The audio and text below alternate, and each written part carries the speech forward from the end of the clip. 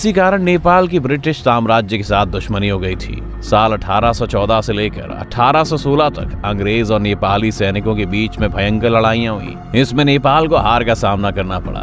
Hello ji, welcome back to father reaction. और आज हम रिएक्शन देने वाली बड़ी इंटरेस्टिंग वीडियो है। ये रिलेटेड है इंडिया और नेपाल के रिलेटेड, और ज़्यादा रिलेट नेपाल से करती है। इस वीडियो के बारे में जानेंगे। उम्मीद है कि आपको वीडियो पसंद आएगी।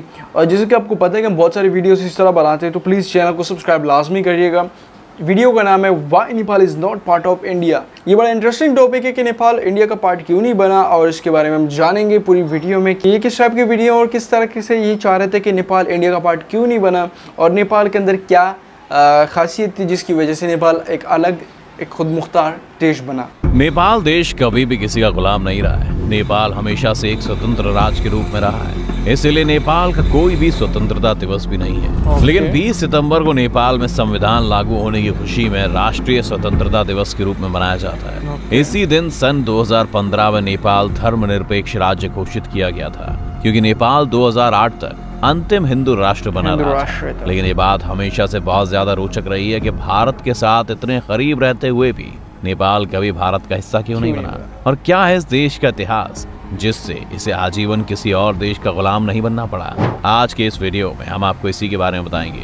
दोस्तों, शायद आपको पता हो कि नेपाल और भारत के बीच कितनी समानता है। नेपाल और भारत इतने पास होते हुए भी अलग देश कैसे हैं, और नेपाल भारत से कैसे और कब अलग हुआ, ये बात बहुत से लोगों के मन में आती है। तो इसको समझने के लिए आपको नेपाल का थोड़ा सा इतिहास देखना होगा। दोस्तों, नेपाल एक ऐसा देश था जो ब्रिटिश उपनिवेशवाद से बचा रहा।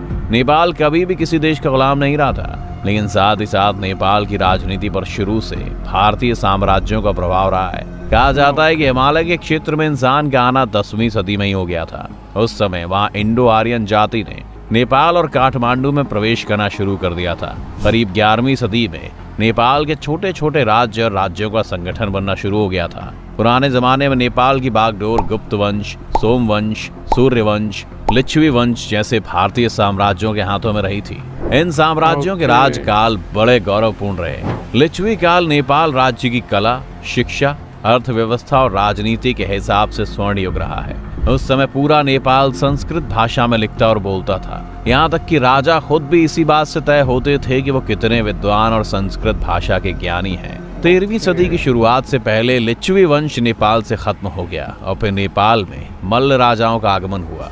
इस समय नेपाल में केंद्र शासन खत्म होने लगा, और नेपाल काठमांडू, गोरखा, मकाबानपुर और तनहू जैसी छोटी रियासतों में बंटने लगा था। लेकिन इन सब के बावजूद नेपाल की हर राजनीतिक इकाई पर गोरखा राज्य का असर बहुत ज्यादा पड़ने लगा था। क्योंकि गोरखा बड़े बहादुर और शातिर लोग होते हैं, इसीलिए उन्होंने एक बार नेपाल पर आक्रमण करने और दुश्मन सैनिकों को गाजर मूली की तरह काट दिया। यही कारण था कि गोरखा राज्य में नेपाल के लोगों का जीवन बहुत सुखद चल रहा था।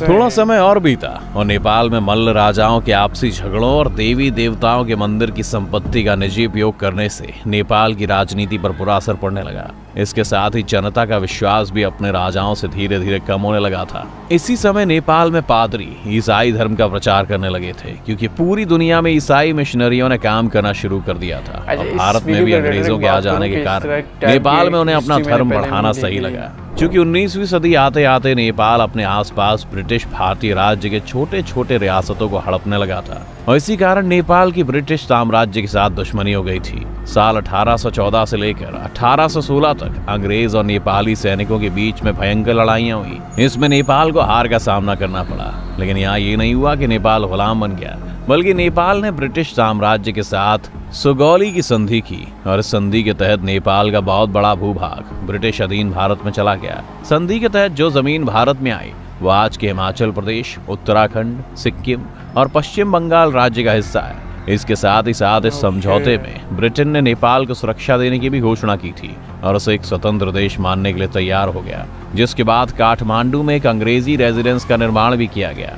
इस प्रकार नेपाल हमेशा एक स्वतंत्र राष्ट्र बना रहा। लेकिन एक तरह से देखें तो आज भारत में नेपाल का कुछ हिस्सा जरूर शामिल है। इसके अलावा बतौर पड़ोसी देश नेपाल भारत के साथ हर कदम पर दिखाई देता है। लेकिन अभी कहानी में एक और ट्विस्ट है, क्योंकि पड़ोसी देश नेपाल भारत का हिस्सा हो सकता था, लेकिन उस समय भारत के प्रधानमंत्री रहे पंडित जवाहरलाल नेहरू ने इस प्रस्ताव को खारिज कर दिया। अब आप हो सकता है कि नेहरू को गालियां देने लगे, लेकिन पहले थोड़ी और जानकारी देखते हैं कि अगर नेपाल भारत का हिस्सा होता तो आज क्या होता। नेपाल के भारत में विलय करने को लेकर नेपाल के राजा त्रिभुवन वीर विक्रम शाह ने नेहरू के सामने प्रस्ताव रखा था, पर उनके प्रस्ताव खारिज कर दिया गया। नेहरू ने बहुत कूटनीतिक तरीके से नेपाल से निपटारा किया था। नेपाल में राणा शासन की जगह राजशाही के बाद नेहरू ने लोकतंत्र को मजबूत करने में एक अहम भूमिका निभाई। दिलचस्प बात यह है कि नेपाल के राजा त्रिभुवन वीर विक्रम शाह ने नेहरू को सुझाव दिया था कि नेपाल को भारत का एक प्रांत बनाया जाए, लेकिन नेहरू ने इस प्रस्ताव को अस्वीकार कर दिया। उनका कहना था कि नेपाल एक स्वतंत्र राष्ट्र है और उसे ऐसा ही रहना चाहिए। अगर पंडित जवाहरलाल नेहरू ने राजा त्रिभुवन वीर विक्रम शाह का प्रस्ताव मान लिया होता तो आज नेपाल भारत का एक राज्य होता। और भारत की तस्वीर कैसी होती वो आगे देखिए। क्योंकि नेपाल हिमालय की गोद में बसा एक छोटा सा देश है, यहाँ के हसीन नज़ारे हर किसी को मोह लेते हैं। साथ ही साथ नेपाल साउथ एशिया का सबसे पुराना देश है और यहाँ 123 भाषाएं बोली जाती हैं। भारत और नेपाल ऐसे देश हैं जिन्हें आपस में सभ्यता और संस्कृति साझा करने की बहुत ज्यादा आवश्यकता नहीं है, क्योंकि दोनों देशों की संस्कृति और रीति रिवाज एक दूसरे से बहुत मेल खाते हैं। दोनों देशों के बीच धार्मिक, सांस्कृतिक और सामाजिक तौर पर साझी विरासत है। नेपाल की संस्कृति पर भारतीय, तिब्बती और मंगोली संस्कृतियों का प्रभाव है और नेपाल की संस्कृति विश्व की सबसे समृद्ध संस्कृतियों में से एक है। दोनों देशों के बीच रोटी बेटी का संबंध माना जाता है। दोनों देशों के बीच धार्मिक और सांस्कृतिक विरासत एक सी है। अगर भगवान राम भारत के हैं तो माना जाता है कि राजा जनक और सीता नेपाल के हैं। अगर महात्मा बुद्ध को ज्ञान और मृत्यु की प्राप्ति भारत में हुई थी तो उनका जन्म लुम्बिनी नेपाल में हुआ था। भारत में लाखों नेपाली रोजी रोटी कमा रहे हैं और यहीं रह रहे हैं। नेपाल में भी लाखों भारतीय रह रहे हैं। दोनों देशों में हिंदी बोली जाती है। काशी का विश्वनाथ मंदिर और काठमांडू का पशुपतिनाथ मंदिर दोनों देशों की एकता को दिखाता है। अगर नेपाल भारत का हिस्सा होता तो आज इन सब के बावजूद भारत को जो कूटनीतिक मदद मिलती उसका कारण नेपाल की सीमा होती, क्योंकि नेपाल की सीमा 3 तरफ से भारत से जुड़ी है और एक तरफ तिब्बत की सीमा लगती है, जिससे चीन के बढ़ते असर पर कंट्रोल करना आसान होता।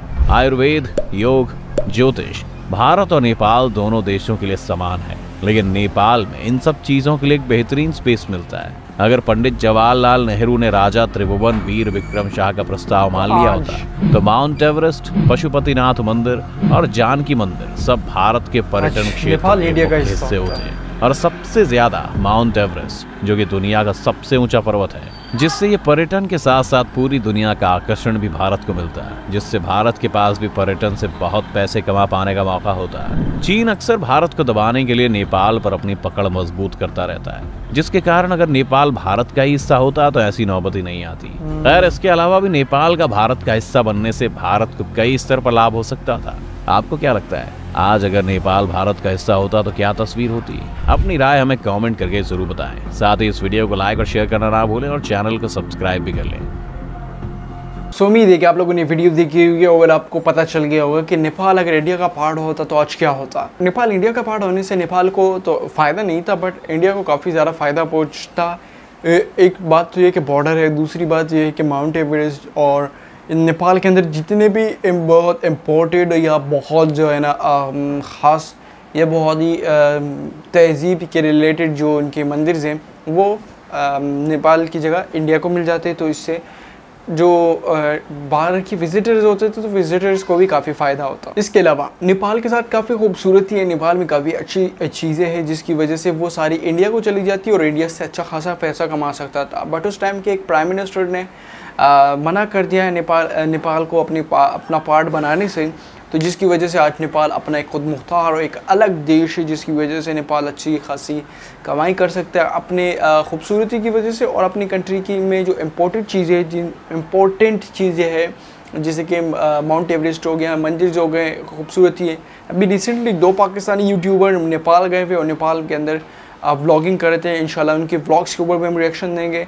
सो ये थी मेन रीज़न जिसकी वजह से ये हुआ।